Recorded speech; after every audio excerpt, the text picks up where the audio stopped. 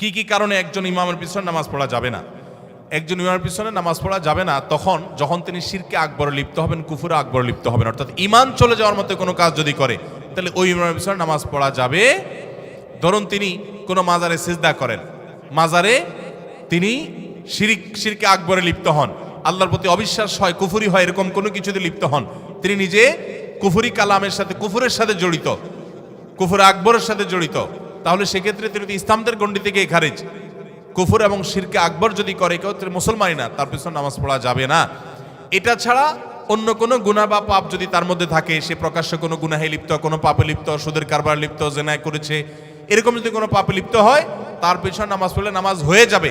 কিন্তু এরকম ইমামকে ইমাম হিসাবে নিযুক্ত করা মসজিদ কমিটির লোকজনের জন্য জায়েজ নাই, যে প্রকাশ্যে গুনাহে লিপ্ত, তাকে ইমামতি থেকে খারিজ করে যোগ্য লোককে সেখানে বসানো তাদের কর্তব্য। কিন্তু যদি ইমাম কর্তৃপক্ষ সেটা না করে, আপনি তার পিছনে নামাজ পড়লে নামাজ আপনার হয়ে যাবে।